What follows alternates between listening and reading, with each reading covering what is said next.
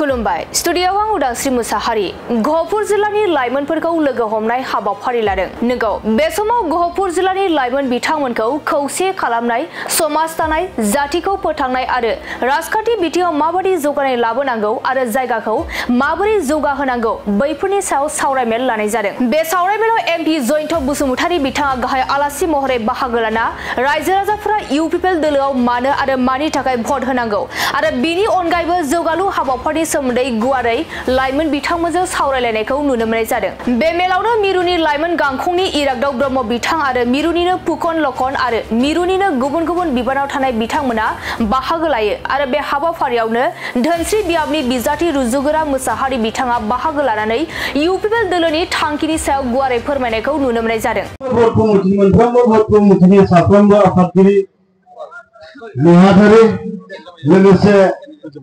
साफ्रोमबो लाइमोन बिथांमोननिसिम रोजा रोजा साबायखर बावनानै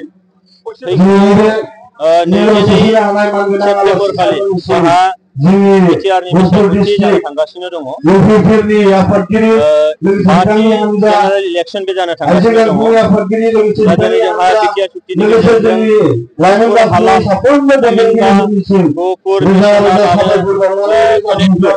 बे हालामा जितु बिटिआर ओनसोलाव सोसन जाबाय बेनिखायनो बे ओनसोला मोनथाम समस्तियाव हाबदों। जिहेतु नैबे गहपुरा जोंहा धोनस्रि समस्तियाव हाबदों, बेबायदिनो माखासेया रौतायाव आरो माखासे ओनसोला जोंहा हरिसिंगायाव हाबदों। दिनै आङो धोनस्रि समस्तिनि बेयाव फैदों गहपुराव। जोंहा धोनस्रि समस्तिनि बिजाथि रुजुगोरा मुसाहारि बिथाङा लोगोआव दंफायो। दा फैबाय थानाय बिसायख'थियाव जाहाथे बिटिआर सुक्ति बायदियै जिहेतु बिथांमोननि गोबाव समनि जे लुबैनाय, जे हास्थायनाय आसा मिजिंफ्रा जाफुंसारबाय। गोलाव समाव बिथांमोना गोलोमदै मोदै फसरनांदोंमोन, दुखु सारजारला सैनांदोंमोन, नासयजानाय, गादब जानाय, सोबख'जानाय, थगायजानाय बेबायदि मोनसे थासारियाव दंमोन। 1989 मायथाइयाव बड'फानि जे सोमावसारनाय समाव 534 बर' सुबुं आगोमा बर' सुबुंफोरा मुंख्लं जानांदोंमोन। बे ओनसोला खिन्थु थांनाय बिएसि सुक्ति आरो बिटिसि सुक्तियाव बे ओनसोलखौ बोनथुमनो हायाखैमोन बा बे ओनसोलखौ सोसननो हायाखैमोन। नाथाय मानगोनां प्रमद बर' दैदेननायजों लोगोसेयैनो जोंहा गबिन्द बसुमतारी, रन्जन दैमारि आरो एनडिएफबिनि जा रुजुगोरा मुसाहारि बिथांमोनखौ लाफानानै गासैबो सोमावसारग्रा हान्जाफ्रा ज' जानानै जे मोनसे थामथि खोलोबनि सुक्ति खालामबाय, बिटिआर सुक्ति थांनाय 2020 मायथाइनि 27 जानुवारियाव। बिनि गेजेरजों नैबे ओनसोला बोनथुम जाबाय आरो गिबि खेबनि थाखाय दिनै बिथांमोनहा फैगौ 22 सेप्तेम्बराव बिसायख'थियाव बाहागो लानो मोनजेनसिगोन। दा बेनिखायनो आं खावलायदों जे बे ओनसोलनि रायजो राजाफ्रा जाहाथे बे बाथ्राखौ मोजां गोसोआव लाखिनानै जोंनि रुजुगोरा मुसाहारि बिथांजों लोगोसेनो मोनथाम समस्तियाव डक्टर निरुत स्वर्गियारि आरो जोंहा सन्जय स्वर्गियारि बिथांमोननो जाहाथे भटखौ होयो, बेखौ थारैनो आङो बे एमेन्डमेन्ट बिला गासै नर्थ इस्टआव 10टा बेबायदि 6 शिड्युल काउन्सिल दङ। जोंनि आसामाव 3, जोंहा बिटिआर थाबाय, बेनिफ्राय कार्बि आंलं थाबाय आरो डिमा हासाव। बेनिफ्राय मेघालयआव दङ 3, खासि, जयन्तिया आरो गार'। बेबायदिनो मा होनो मिज'रामाव 3, लाइ, चाकमा, माराक आरो त्रिपुरायाव 1, बे जाहैबाय कक बरकनि। बे 10टा 6 शिड्युल काउन्सिला ज' लोगो नांनानै जोङो 125 एमेन्डमेन्ट कनस्टिटिउसननि एमेन्डमेन्ट जोङो दाबि खालामदों। दा बेयाव जोङो दाबि खालामग्रा माखासे हान्जा जेरै मेघालया माखासे जिनिसखौ बिथांमोना साबजायाखै। बिथांमोनाव जों लुबैनाय बायदि 125 एमेन्डमेन्टआव जेरै जों बिदों बेखौ इमप्लिमेन्ट खालामोबा बिथांमोना स्टेटआ माखासे खहा दङ होननानै बिथांमोना लुबैयाखै। फारसेजों मिज'रामनाबो बेयाव एसे बाजानाय दङ। बे माखासे खारनफोरनि थाखाय बे 125 एमेन्डमेन्टआ एसे लेट जादों। नाथाय जोङो दाखालिसो रायलायबाय, रायलायनायनि उनाव फैबाय थानाय बे गोजां बोथोरनि जे जोंहा सेसन जागोन, बे सेसनाव निस्सय बारगोन, बे सैथो। 125 एमेन्डमेन्टआ जुदि जायाब्ला दिनै गहपुरनिफ्राय थालांनाय माखासे बर' गामिफोर बिटिआरआव थांनो हागोन। जिहेतु नोङो सुक्तिनि दफा हिसाबै बे 125 एमेन्डमेन्टआ बाव माखासे बुस्थुखौ नायनांगौ दङ जोंहा। मोनसेया जाहैबाय बाव फाइनान्सियेल एमेन्डमेन्टनिबो बाथ्रा दं, डाइरेक्ट फाइनान्सनि बाथ्रा दं बेयाव, मिथिबायना? जे जोङो काउन्सिलाव डाइरेक्ट फाइनान्स होनांगौ। मानो? जे काउन्सिलखौ सिक्स सिडिउलखौ सुक्ति खालामो भारत सरकारा आरो बेखौ नायनायनि दायित्वखौ स्टेटआव हरो नाथाय स्टेटआ बेखौ मोजाङैनो जौगानायनि खामानि बा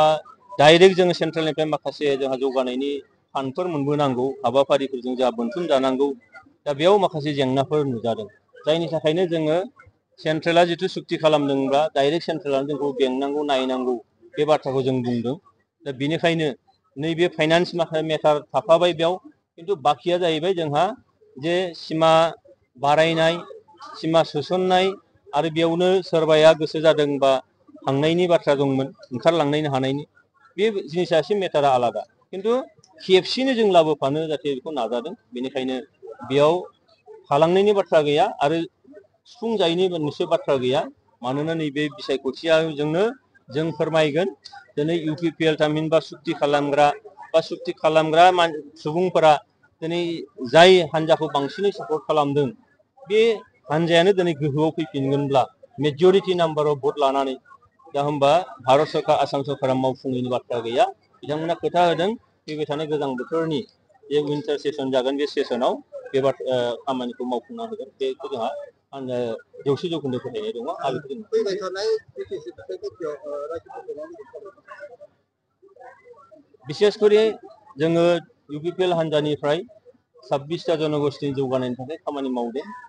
आरो गुबैयै गाव हारिखौ लानानै जोंनि दैदेनगिरिफ्रा जिहेतु खामानि मावबाय थादों प्रमद बर मानगोनां बिथाङा गुबुन हारिजों लोगोसे गाव हारिखौ जेरै सिगां सारियाव दोननानै खामानि मावबाय थादों दा बेयाव आङो बयखौबो खावलायगोन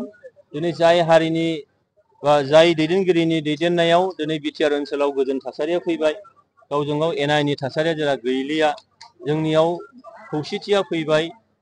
गोरोबनाया जिथु फैबाय जेला बेखौ जोंहा लांनांगोन आरो लांनांगौ जायोब्ला दिनै UPPLनि अनगायै प्रमद बर'नि अनगायै बेखौ निश्चय खालामनो हानाय नङा आरो जिथु जोंहा इमप्लिमेन्ट खालामनायनि खामानि मावनांगौ दङ बेनिखायनो दिनै हाग्रामा महिलारि बुंबाय थादों जे आङो बिटिआरनि चिफ जाया BTCनि चिफ जागोन नैबे गहपुर ओनसोलखौ जोंहा साननांगौ दं गहपुर ओनसोलनि रायजो राजाफ्रा बेनिखायनो आं खावलायगोन गहपुर ओनसोलनि बा जोंनि नैबे गोदानै हाबनाय ओनसोलनि साफ्रोमबो रायजो राजाखौ UPPLनि ट्रेक्टरनि सावगारियाव बिथांमोना जाहाथे भट होनानै देरहाहोयो आरो फैबाय थानाय समाव मोजां मोनसे थासारिजों जोंनि इमप्लिमेन्टेसनजों लोगोसेयैनो जौगानाय गोजोन खौसेथि लाबोनाय बेखौ जाहाथे जों लांबाय थानो हायो बेनि थाखायनो गोजोनजों जाहाथे भटखौ होयो बेखौ आं खावलायो सार BPFनिया दा बुंनो नागिरदों माने हेलिकप्टार लाबोनाय बा हेलिकप्टारखौ दायो हाग्रामानि हाग्रामानि कपि खालामदों दा हाग्रामा महिलारि बिथाङा मा बुङो मा बुङा मानोना बिथांनि फुङाव मोनसे बुंगोन बेलासियाव मोनसे बुंगोन आरो बिथाङा साहा होनोबा खोलाखौ बुजायो खोला होनोबा माने साहाखौ बुजायो सानजा होनोबा सोनाबखौ बुजिनांगोन बिथांनि बाथ्राखौ खुनु मोनसे बाथ्राजों खुनु खाब जाया दा बेनिखायनो दिनै जोङो रायजो राजाफोरखौ थिग मोनसे समावनो मोनसे बाथ्राखौ जोङो फोरमायनांगोन खामानि मावनाया स्पिड आप जानांगोन बे खारनाव दिनै UPPLआ जिथु सरकाराव दङ सरकार दं हिसाबै जोङो रायजो राजाफोरनि मोजां खामानि मावनो थाखाय समजों खाबजानानै खामानि मावनो थाखाय माखासे हाबाफारिफोर लादों आरो बे हाबाफारिफोरनि गेजेरावनो बे मोनसे सोरखौबा कपि खालामनायनि बाथ्रा गैया मानोना हाग्रामानि कपि खालामना नांगौ होननाय बेबायदि जेबो मुवायानो गैया जों सोलोंनांगौनि बाथ्रायानो गैया सोलोङोबा जों बेनिफ्राय बुलाय सोलाय सोलोंनांगोन सोलोङोबा जों थगायनाय सोलोंनांगोन सोलोङोबा जों जाख्ल'नाय सोलोंनांगोन खिन्थु जोंहा बिदि बेफोरबायदि हाबाफारिनिफ्राय जों बिराद गोजानाव UPPLआ जोंना रायजोखौ बोरै जौगाहोगोन रायजोखौ बोरै दावगाहोगोन रायजोखौ बोरै सान्थियाव लाखिनो जोङो बेनि थाखायसो जों खामानि मावो बेनिखायनो हाग्रामानियाव सोलोंनांगौ जोंहा जेबो गैया